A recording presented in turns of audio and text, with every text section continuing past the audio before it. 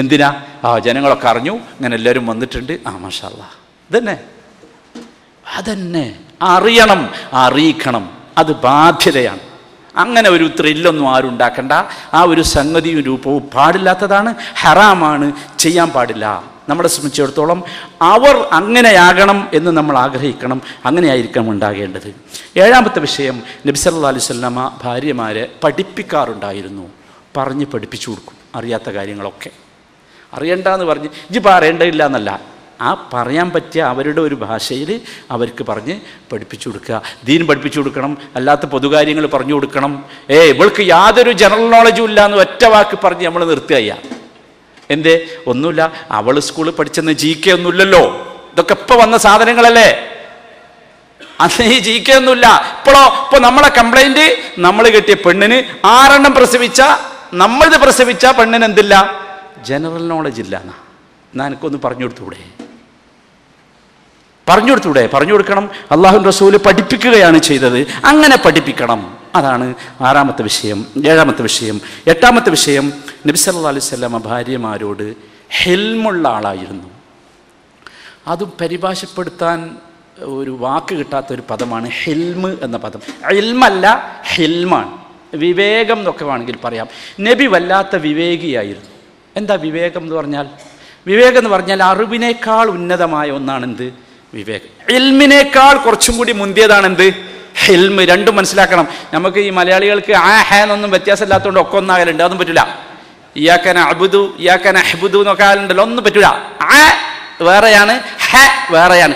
ഇൽമിനേക്കാൾ മുകളിലുള്ള സാധനമാണ് ഹിൽമ് എന്ന് പറഞ്ഞത്. അതൊരു വല്ലാത്ത വിജ്ഞാനത്തിനേക്കാൾ ഉന്നതമായ ഒരവസ്ഥയാണ് ഹിൽമ്, വിവേകം. നബി സല്ലല്ലാഹു അലൈഹി വസല്ലം വല്ലാതെ വിവേകം കാണിച്ചിരുന്നു.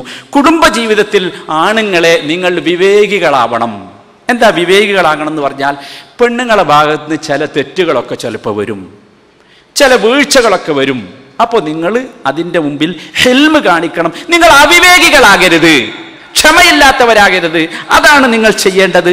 അതാണ് യഥാർത്ഥത്തിലുള്ള നബി സല്ലല്ലാഹു അലൈഹി വസല്ലമയുടെ സ്വഭാവം, അതായിരുന്നു. അപ്പോഴാണ് യഥാർത്ഥത്തിൽ നമുക്ക് മാറാൻ സാധിക്കുക. അപ്പോൾ നബി സല്ലല്ലാഹു അലൈഹി വസല്ലമ അങ്ങനെയായിരുന്നു ചെയ്തിരുന്നത്. ഒരുപാട് സംഭവങ്ങൾ കാണാം റസൂലുള്ളാഹിന്റെ ജീവിത ചരിത്രത്തിൽ. നമ്മൾ തന്നെ ഇവിടെ വെച്ച് പറഞ്ഞ ഒരുപാട് സംഭവങ്ങൾ ഉണ്ടാവും. ഒരു ഉദാഹരണം, ഒറ്റ സംഭവം ഞാൻ മാത്രം പറഞ്ഞുതരാം. ഒരിക്കൽ നബി സല്ലല്ലാഹു അലൈഹി വസല്ലമ കുറേ അതിഥികളെയും കൊണ്ട് ആയിഷ ബീവിൻ്റെ വീട്ടിൽ ചെന്നു. അന്ന് ആയിഷ ബീവിൻ്റെ അവിടെയാണ് നബിയുടെ ഊഴം. അപ്പോൾ ചെന്ന് ഇങ്ങനെ ആയിഷനോട് പറഞ്ഞു, ആയിഷ എന്തെങ്കിലുമൊക്കെ ഉണ്ടെങ്കിൽ കൊണ്ടുവരുമെന്ന് പറഞ്ഞു. അന്നത്തെ അതിഥികളുടെ സ്വഭാവം അതാണ്.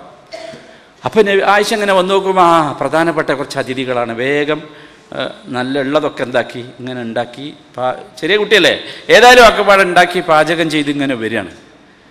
അതൊരുപാട് സമയമായി. നബിയാണെങ്കിലോ ഇവിടെ അതിഥികളെങ്ങനെ കുറേ സമയമായി ഇങ്ങനെ കാത്തു നിൽക്കണവേ. അപ്പോൾ നബി കൂടെയുള്ള ബിലാലിനോട് പറഞ്ഞു, ബിലാലെ അപ്പുറത്തും ഇപ്പുറത്തും ഒക്കെ നബിൻ്റെ വീടാണല്ലോ, അപ്പുറത്തും ഇപ്പുറത്തൊക്കെ ഒന്ന് പോയി നോക്ക്, എന്തെങ്കിലും ഉണ്ടോ, ഉണ്ടെങ്കിൽ എടുത്തുകൊണ്ടിരുന്നത്. ബിലാൽ ഇങ്ങനെ ചെന്ന് നോക്കുമ്പോൾ അവിടുന്ന് കുറച്ച് കിട്ടി, ഇവിടുന്ന് കുറച്ച് കിട്ടി, എല്ലാം കൂടി എടുത്ത് കൊണ്ടുവന്ന് നബി സല്ലല്ലാഹു അലൈഹി വസല്ലം അതിഥികൾ എന്താക്കി തീറ്റിക്കുകയാണ്. ഇതിങ്ങനെ തീറ്റിക്കുമ്പോഴാണ് ആര് വരുന്നത്? ആയിഷ ബീവി ഇങ്ങനെ ഭയങ്കര പ്രയാസപ്പെട്ട് ഉണ്ടാക്കിയതൊക്കെ പാടെ പിടിച്ച് വലിച്ച് കൊണ്ടുവന്ന് എന്താ സംഭവിക്കാന്ന് നമ്മൾ പറയണ്ടല്ലോ. പക്ഷെ അതൊന്നും സംഭവിച്ചിട്ടില്ല. മനസ്സിലായില്ലേ? ഒരു പെണ്ണാണല്ലോ ആയിഷ ബീവി. സ്വാഭാവികമാണ് നമ്മൾ ആയിഷ ബീവിയെ കുറ്റപ്പെടുത്തല്ല. ആയിഷ ബീവി നമ്മുടെ ഉമ്മയാണ്, ഉമ്മഹാത്തുൽ മുഅ്മിനീങ്ങളിൽപ്പെട്ട സഹാബികളിൽ വെച്ച് ഏറ്റവും വലിയ പണ്ഡിതയാണ്. പക്ഷെ എന്നാലും ഒരു പെണ്ണല്ലേ. ആ ഉണ്ടാക്കിയ പാത്രം ആയിഷൻ്റെ കയ്യിൽ നിന്നാണ് വീണുപോയി. എറിഞ്ഞു എന്നൊക്കെയാണ് ഹദീസിലുള്ളത്. ഞാൻ അങ്ങനെ പറയാം, വീണുപോയി. മനസ്സിലായില്ലേ? വീണുപോകും. ഏത് പെണ്ണിൻ്റെ കയ്യിൽ നിന്നും എന്താവും? വീണുപോകും. കാരണം അത്ര കഷ്ടപ്പെട്ടാണ് ഉണ്ടാക്കിയത്. ആർക്കുണ്ടാക്കിയത്? താൻ ഏറ്റവും ഇഷ്ടപ്പെടുന്ന തൻ്റെ ഭർത്താവിൻ്റെ കൂട്ടുകാർക്ക് വേണ്ടി, സുഹൃത്തുക്കൾക്ക് വേണ്ടി, അതിഥികൾക്ക് വേണ്ടി അതുണ്ടാക്കി കൊണ്ടുവന്നപ്പോഴോ ഇവർ പള്ളർച്ചി തിന്നിങ്ങനെ ഇരിക്കുകയാണ്. അവരെ ഭാഷയിൽ അത്രയല്ലേ തിന്നുള്ളൂ. അപ്പം നബി ഇങ്ങനെ നബിൻ്റെ കണ്ണുക്ക് ഇങ്ങനെ നോക്കി ആര്? അതിഥികളെ. നമ്മളെന്താ അവളെന്നെ ഇൻസൾട്ട് ചെയ്തു എന്നൊക്കെ അല്ലേ പറയാം. ഞാൻ കാണിച്ചു തരാൻ എനിക്ക് അവിടേക്ക് ഇവരണ്ട് പോട്ടെ, എന്നിട്ട് കാണിച്ചു തരാന്നാ. പിന്നെ അവരെങ്ങാണ്ട് പോയാലോ പെര പൊളിച്ച് പന്തലിടും, ഉറപ്പല്ലേ? പക്ഷെ റസൂലുള്ള കാണിച്ച ഹിൽമ്, ഇൽമല്ല, ഹിൽമ് എന്താണെന്നറിയോ? ഒരൊറ്റ വാക്കാ. നബി കൂടെ നിൽക്കുന്ന അതിഥികളോട് പറഞ്ഞു, ലഖദ് ഗാറത്ത് ഉമ്മുക്കും, ലഖദ് ഗാറത്ത് ഉമ്മുക്കും, നിങ്ങളുമ്മാക്ക് ദേഷ്യം പിടിച്ചിരുന്നില്ലേ, ബസ് നിങ്ങളുമ്മാക്ക് ദേഷ്യം പിടിച്ചു പോയില്ലേ. ആരാ നിങ്ങളമ്മ എന്ന് പറഞ്ഞാൽ? ഉമ്മഹാത്തുൽ മുഅ്മിനീനാണല്ലോ ആയിഷ ബീവി. നിങ്ങളുമ്മാക്ക് ദേഷ്യം പിടിച്ചു പോയില്ലേ. ആയിഷ ബീവി എന്നെ പറയാ, എന്താ ചെയ്യുക, ആകെ കുഴഞ്ഞു പോയി. ഒരു വാചകം തിരിച്ചു പറയാൻ റസൂലുള്ള ചാൻസേ കൊടുത്തില്ല. അതാണെന്ത്? ഹിൽമ്. അതിന് എഞ്ചിനീയറോ ഡോക്ടറോ ഒന്നും ആയിട്ട് കാര്യമല്ല, അതിന് വേണം വിവേകം. മനസ്സിലായില്ലേ? ആ വിവേകമാണ് പുരുഷൻ കാണിക്കേണ്ടത്. അവിടെ എന്തല്ല, അവിടെ വികാരം കാണിക്കരുത്, വിവേകം കാണിക്കണം. ആ വിവേകത്തിന്റെ മുമ്പിൽ ആയിഷ ബീവി ചൂളിപ്പോയി. ആയിഷ ബീവി ചൂളിപ്പോയി. എന്തേ പറയാണ്ടോ? ഒന്നും പറയാനില്ല, ആകെ ഉരുകി ഒലിച്ചു പോയി. ഉള്ളതൊക്കെ ഉരുകി ഒലിച്ചു പോയി. നബി സല്ലല്ലാഹു അലൈഹി വസല്ലം അതൊക്കെ എടുത്ത് ഇങ്ങനെ ആ പാത്രത്തിലേക്ക് എടുത്ത് വെച്ചിട്ടുണ്ടാകും. അത് എടുത്ത് വെച്ച് അവരെന്താക്കി കഴിച്ചു ചെയ്യും. ഇതാണ് എന്ത്? ഹിൽമ്. പുരുഷൻ എന്ന് പറഞ്ഞാൽ അതാ. പുരുഷൻ എന്ന് പറഞ്ഞാൽ നമ്മളെ വിചാരം എന്താ, ഒന്ന് ചൂടായിട്ടില്ലെങ്കിൽ ഇവർ നട്ടലില്ലാത്തവനാണ് ആരെങ്കിലുമൊക്കെ പറയില്ലേന്ന്. അല്ലേ, ഇവനൊരു നട്ടലില്ലാത്തവൻ, പെൺകോന്തനാണ്, നട്ടലില്ലാത്തവനാണ്, അങ്ങനെ ഞാൻ വേറെ ചില പദങ്ങളുണ്ടല്ലോ, അതൊക്കെ ആളുകൾ പറയൂലേ എന്നാണ് നമ്മുടെ ധാരണ. പറയൂല എന്ന് മാത്രമല്ല, എല്ലാ സ്ത്രീകളും നിങ്ങളുടെ അടിമകളായി തിരിച്ചു വരും. അടിമ എന്നൊക്കെ പറഞ്ഞത് അവർ കേൾക്കാൻ പാടില്ലാത്തൊരു വാചക, പക്ഷെ സത്യമാണ് ഞാൻ പറഞ്ഞത്. അങ്ങനെ തിരിച്ചു വരും. അതാണ് നബി കരീം സല്ലല്ലാഹു അലൈഹി വസല്ലമയുടെ ജീവിതം. നബി അപ്രകാരമായിരുന്നു. അങ്ങനെ വേണം നാം ചെയ്യാൻ. ഇനി സഹാബികളുടെ ജീവിതത്തിൽ ഒരുപാട് ഉദാഹരണമുണ്ട്. രസകരമായ സംഭവങ്ങൾ എവിടെയെങ്കിലും സന്ദർഭം കിട്ടിയാൽ നമുക്ക് ഇൻഷാ അല്ലാഹ് പറയാം. 9ാമത്തെ കാര്യം, മാ ദറബ റസൂലുള്ളാഹി സ്വല്ലല്ലാഹു അലൈഹി വസല്ലം ഇംറഅതൻ ഖത്തു. നബി ജീവിതത്തിൽ ഒരിക്കൽ പോലും കുടുംബത്തെ, ഭാര്യയെ അടിച്ചില്ല.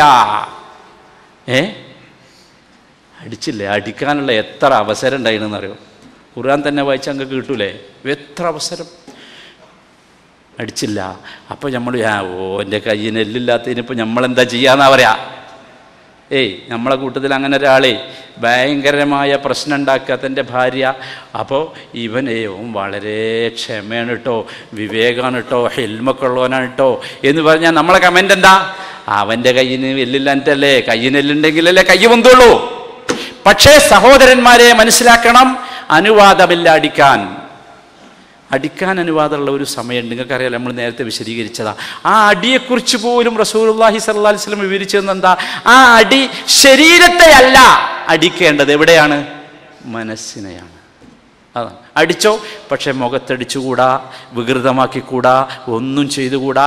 പക്ഷേ നീ എങ്ങാനും ഒന്ന് തോണ്ടിയാൽ മതി. ആ തോണ്ടിയത് മനസ്സിൽ ഭയങ്കരമായ സങ്കടമാണ്. നിങ്ങളെന്നെ അടിച്ചു പോയില്ലേ, നിങ്ങളെന്നെ അടിച്ചല്ലേ. ഒറ്റയ്ക്കിരുന്ന് അവൾ ആലോചിക്കണം, എൻ്റെ ഭർത്താവിൻ്റെ അടി ഞാൻ കൊണ്ടല്ലേ, അതൊരു പ്രയാസമാകണം.